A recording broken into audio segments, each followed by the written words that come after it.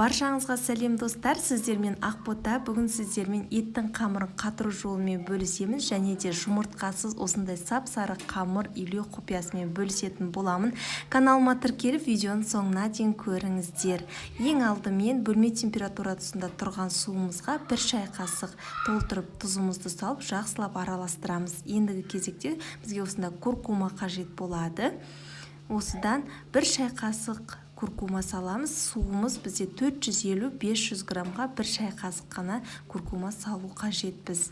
Енді осыны жақсылап араластырып, ұнымызды ортасына ашамыз да шетінен құя отыра қаттылау қамыр илейміз. Бұл қамырды біз қатыратын болғандықтан құрамына куркума қосып отырмыз. Куркума бұл біздің қамырымыздың бұлжырап, езіліп және де сынып кетпеуіне өзіндік әсерін тигізеді.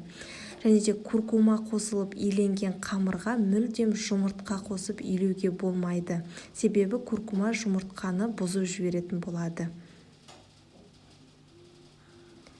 Міне осылай қамырымызды илеп аламыз.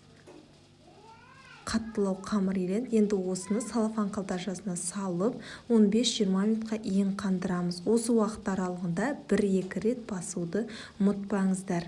Енді ие қанған қамырымызды алып басамыз да қамырымызды жаюға кірісеміз. Өздеріңіз қарап отырсаңыздар, қараңыздар қандай әдемі, жұмыртқасыз сап-сары әдемі қамыр жаятын боламыз.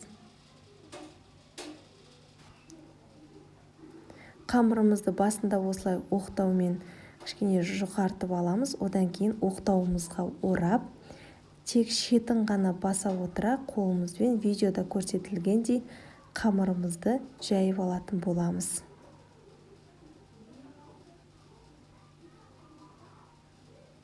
Міне біздің қамырымыз осылай жайылып келе жатыр. Бізде бұл жерде егер қамырыңыз үлкенірек болып кететін болса, 2-ге бөліп алыңыз. Менде кішкене оқтауымнан асып кететіндей үлкен болып қалыпты қамырым.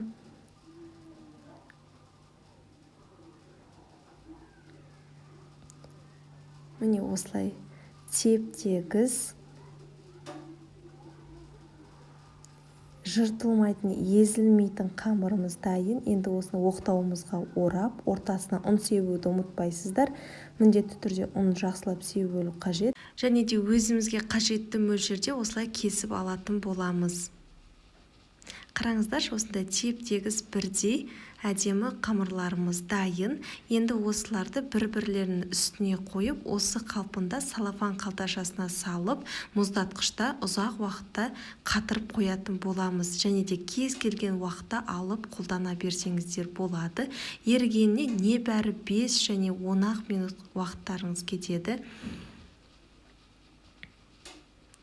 Егер де сіздер көп қонаққа, яғни бірден көп қамыр шығарып қонаққа салатын болсаңыздар, онда бүтінде қатырсаңыздар да болады. Сол ыңғайлырақ болып келеді.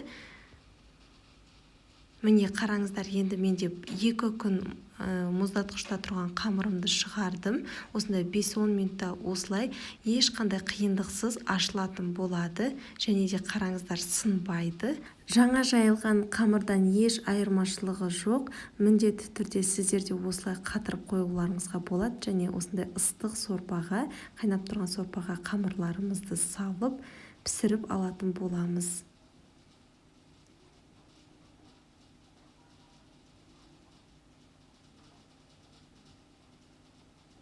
Қонақ келе қалғанда немесе көп қонақ күтіп жатсаңыздар, осылай ертерек қатырып қойғанға өте ыңғайлы. Және де осылай қараңыздар, езілмей әп-әдемі қалай бар, солай әдемі болып түсетін болады. Міндетті түрде сіздер де істеп көріңіздер.